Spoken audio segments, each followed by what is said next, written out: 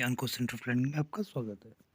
बात करते हैं हम आज 3 मई 2024 के करंट अफेयर्स की, जो कि एग्ज़ाम पॉइंट ऑफ व्यू से बहुत ज़रूरी है, पेपर में आने के चांसेस रहते हैं। तो सबसे पहला जो विषय है वो आज का है, कुछ वैलरस की डेथ हुई है बर्ड फ्लू से। तो बर्ड फ्लू फैल रहा है आर्कटिक के जो पोलर रीजन है उसमें। तो जो रिसर्चर्स हैं नॉर्वेजियन पोलर इंस्टीट्यूट के क्रिस्टियन लीडरसन, उन्होंने बताया है कि पहला वायरस डाइंग केस रिपोर्ट हुआ है होपेन आइलैंड में, सेवलबर्ड आर्किपेलागो में, मतलब ये ग्रुप ऑफ आइलैंड्स को कहते हैं, जो कि बर्ड फ्लू से डेथ हुई है उस पर्टिकुलर प्राणी की जिसे वायरस कहते हैं। इस तरह से दिखते हैं वो, लंबे दांत वाले चूहे की जैसी शक्ल वाले कुछ पानी वाले बर्फीले जानवर होते हैं।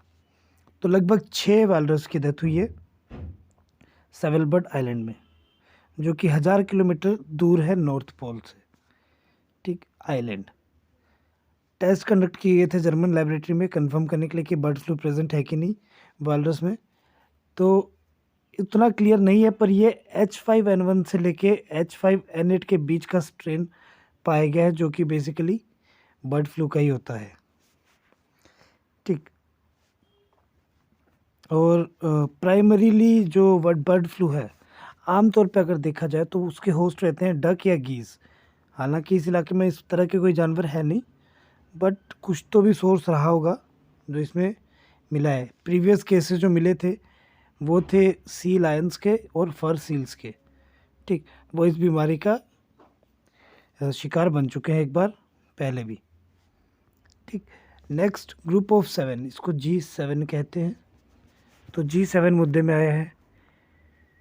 तो एनर्जी मिनिस्टर्स जो है ग्रुप ऑफ 7 के, वो अब शट डाउन कर देंगे कोल फायर्ड पावर प्लांट्स को 2025 तक। वो इस कंक्लूजन में आए कि भैया कोयले वाली सारी चीज़ें बंद कर दो। ठीक, G7 में कंट्रीज है आपकी Canada, France, Germany, Italy, Japan, UK और यूएस। ठीक, यूरोपियन यूनियन जो है उसे नॉन इन्यूमरेटेड मेंबर काउंट किया जाता है G7 में। ये एक इंटर गवर्नमेंटल पॉलिटिकल और इकोनॉमिक फोरम है जो कि 7 एडवांस्ड इकोनॉमीज़ को विश्व की एक साथ एकत्रित करता है। अब एग्रीमेंट है कोल मार्क्स पे सिग्निफिकेंट स्टेप लेने के लिए। लास्ट ईयर से शुरू हुआ था COP28 से, यूएन की जो मीट हुई थी उसमें। ठीक, कोयला बहुत ज़्यादा पोल्यूटिंग पदार्थ बन चुका है। ठीक, नेक्स्ट इनहेरिटेंस टैक्स की बात करेंगे। इनहेरिटेंस टैक्स होता क्या है? तो कई सारे डिस्कशंस हुए इनहेरिटेंस टैक्स से रिलेटेड। उसे एज ए टूल इस्तेमाल किया जाएगा रिडिस्ट्रीब्यूशन ऑफ वेल्थ के लिए। ठीक, भारत में जो इनइक्वालिटी है उसे ख़त्म करने के लिए। इनहेरिटेंस टैक्स होता है जो टैक्स पे किया जाता है इनहेरिटिंग ए प्रॉपर्टी और एसेट, किसी प्रॉपर्टी एसेट को रखने के लिए। ठीक, जो भी टैक्स पे किया जाता है किसी मृत प्राणी की, ठीक, उसे इनहेरिटिंग टैक्स कहते हैं। ठीक, ये वैल्यू पे डिपेंड करता है बेनिफिशियरी की। ठीक, और कंट्रीज पे भी अलग अलग रहता है। एज हाई एज 55% तक ऊंचा जा सकता है ये। ठीक, इंडिया में ये कंसेप्ट यूज़ नहीं किया जाता है क्योंकि इंडिया में बाय डिफ़ॉल्ट ग्रैंडफादर की प्रॉपर्टी अपने नाम हो जाती है, एक जनरेशन गैप करके आ जाती है और इतना कोई प्रॉब्लम्स होती नहीं है। बट ये कंसेप्ट आने वाला है इंडिया में, be ready. State of climate in Asia report. तो एशिया में जो गर्मी है वो बहुत फैल रही है। 1960 के बाद से अभी तक बढ़ ही रही है, घटने का कोई नामो निशान नहीं है। तो रिपोर्ट के अनुसार जो कि अप्रैल 23 को रिलीज़ की गई थी, उसमें बताया गया कि एशिया कंटिनेंट जो है वो स्ट्रगल कर रहा है एक्सट्रीम क्लाइमेट इवेंट से। खाली गर्मी ही नहीं, फ्लड और हीट वेव्स भी। ठीक, फ्लड भी एक पॉइंट बन चुका है यहाँ पे। जैसे दुबई में देखा था रिसेंटली बारिश हुई थी। ठीक, बाढ़ आ गया था। बाढ़ तो आया था क्योंकि उनके पास बारिश कभी इतनी हुई नहीं, तो उनके पास उतनी अवेलेबिलिटी नहीं थी, पर बारिश तो हुई वहाँ पे। एक रिकॉर्ड ब्रेकिंग टेम्परेचर और प्रेसिपिटेशन रिपोर्ट हुए। ठीक, कई जगहों में इतनी गर्मी होगी, कई जगहों में इतनी ठंड होगी, कई जगहों में वोल्केनो फट गए। तो ये सब चीज़ें देखी गई अप्रैल महीने में। जिसमें से 2000 से ज़्यादा लोग मर गए। ठीक, 90 लाख से ज़्यादा लोग कोई प्रभावित हुए। ठीक, 2023 से लेके इस पूरे इसकी बात कर सकते हैं तो।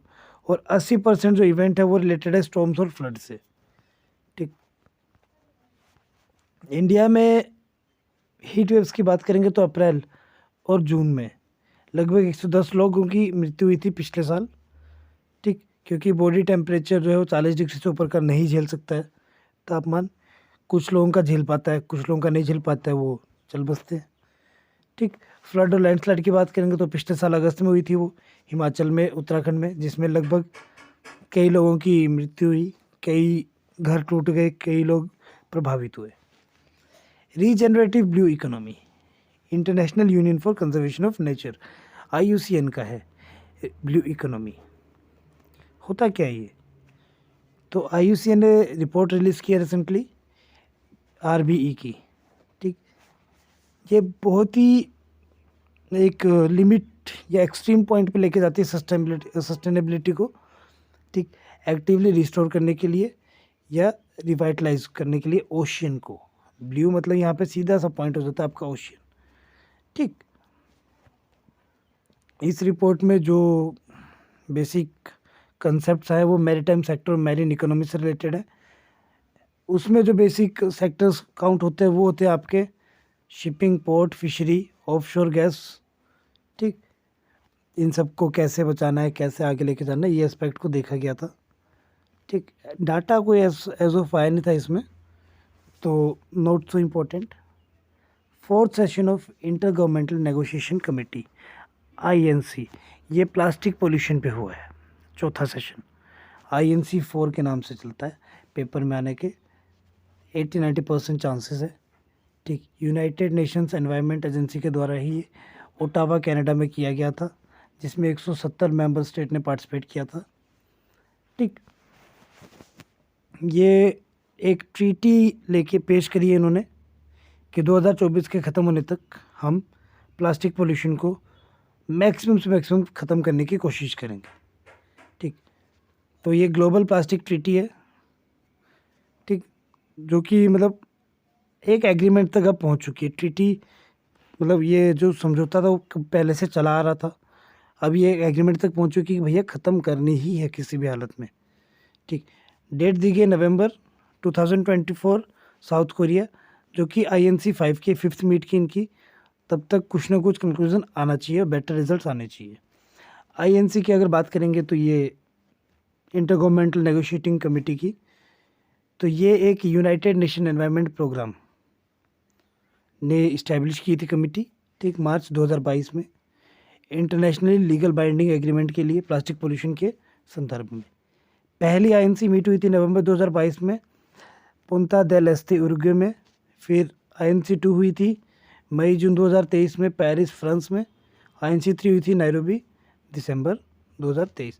तो ये 1, 2, 3 और 4th वाला ओटावा याद करना, और 5th वाला साउथ कोरिया। पेपर में ये सब आ सकता है, chronology. Next, street vendors act. तो 2014 की एक्ट थी street vendors protection and livelihood, protection of livelihood and regulation of street vending act 2014। तो साल में गिनती करेंगे तो अब 10 साल पूरे हो चुके हैं इसको। ठीक, तो ये अपनी 10 साल की क्या कहते हैं उसका एनिवर्सरी मना रहा है। इस एक्ट को डिज़ाइन किया गया था प्रोटेक्ट करने के लिए, रेगुलेट करने के लिए स्ट्रीट वेंडिंग को पूरे भारत के शहरों में। ठीक,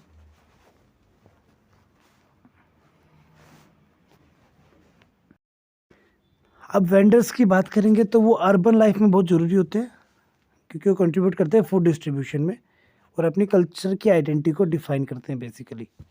ठीक, इस एक्ट को इस्टेब्लिश किया गया था टाउन वेंडिंग कमिटीज़ के द्वारा, TVCs के द्वारा। ठीक, जो कि वुमेन वेंडर्स को बोलते हैं कि भैया 33% यहाँ पे भी वुमेन्स को रखो। ठीक, जो कमेटी थी, ठीक, ग्रीवेंस रिड्रेसल कमेटी थी, जिसे सिविल जज या जुडिशियल मैजिस्ट्रेट ने चेयर किया था इस चीज़ से रिलेटेड। नेक्स्ट बात करते हैं कच्छ अजरक। कच्छ अजरक क्या है? तो ये एक तरह की पेंटिंग टाइप है। ठीक है, पेंटिंग नहीं कह सकते आप, ये एक हैंडलूम टाइप है, जिसे जीआई टैग मिला है। तो controller general of patents design और ट्रेडमार्क CGPDTM, इन्होंने जीआई टैग सर्टिफिकेट से नवाजा है अजरक को। ठीक, कच्छ का जो है ये एक टेक्सटाइल क्राफ्ट है। ठीक, जो कि गुजरात की बेसिकली कल्चरल आइडेंटिटी को डिफाइन करता है, सिंध, बाड़मेर और कच्छ रीजन की। ठीक है, तो ये डायरेक्ट ही है कि रिसेंटली कौन साइड हुआ गुजरात से, तो ये कच्छ अजरक था।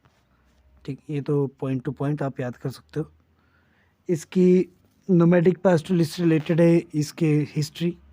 ठीक, जैसे रबारीस, मालधारीस, अहिर, ये सब इसके कपड़े पहनते थे, जैसे पगड़ी, लुंगी या स्टॉल वगैरह पहनते थे ये। ठीक, नेक्स्ट है supersonic missile assisted release of torpedo smart system. Smart का फुल फॉर्म ये supersonic missile assisted release of torpedo. तो DRDO ने टेस्ट किया next generation torpedo release system, जिसका नाम है स्मार्ट सिस्टम। ठीक, DRDO के द्वारा ये डेवलप किया गया है। इसे लॉन्च किया गया था मोबाइल लॉन्चर से, जो कि doctor APJ Abdul Kalam island, Orissa coast में स्थित है।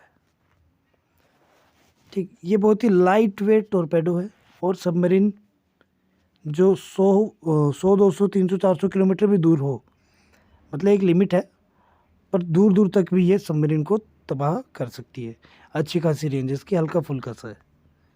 ठीक, इसमें भी 2 स्टेज प्रोपल्जन है। आज के लिए सिस्टम चला ही जा रहा है, 2 स्टेज में चलती है चीज़ें। ठीक है, नेक्स्ट एंटारेस। एंटारेस क्या है? तो बेंगलुरु में जो IIA है, इंडियन इंस्टीट्यूट ऑफ एस्ट्रोफिजिक्स, उन्होंने फिल्म की, उन्होंने एक वीडियोग्राफी की है, passing of moon in front of Antares. जो ब्राइट रेड स्टार है उसके आगे से जब चांद गुजरा उसकी। एंटारेस को अल्फा स्कॉर्पी भी कहते हैं। ये अल्फा ब्राइटेस्ट स्टार है स्कॉर्पियस कंटेस्टेलिन में। ठीक, और ये 15वां ब्राइटेस्ट स्टार है पूरे जो रात होती है, रात की नाइट स्काई होती है उसमें। ठीक, ये एक बहुत बड़ा सुपर जेंट स्टार है जो कि 10,000 गुना ज़्यादा ब्राइट है सन से भी। ठीक, सन को हटा देंगे, इसको रख देंगे तो रात होगी नहीं, इस टाइप का है। ठीक, 700 गुना ज़्यादा इसका डायमीटर है सन से, 700 टाइम्स। ठीक, 700 टाइम्स मतलब सन से तगड़ा ही है। ठीक, और ये कम मतलब डेंसिटी जो है एंटारेस की वो 1 मिलियन से भी कम है, और ये रिलेटिवली कूल है। ठीक, इतना वो हॉट नहीं है। सरफेस टेम्परेचर इसका लगभग 6,100 डिग्री फ़ारेनहाइट, मतलब 34,000 डिग्री सेल्सियस। 6,100 या 34,000। ठीक, सन का टेम्परेचर इससे थोड़ा सा ज़्यादा है, जो कि है 10,000 डिग्री फ़ारेनहाइट या 5500 डिग्री सेल्सियस। ठीक, ये स्टार लो टेम्परेचर की वजह से रेडी कलर देता है। तो आज के करंट अफेयर्स में इतना ही है, मिलेंगे कल अगले करंट अफेयर्स के साथ। Thank you and have a nice day. PDF के लिए आप डिस्क्रिप्शन से डाउनलोड कर सकते हैं, और लाइक शेयर सब्सक्राइब ज़रूर करें।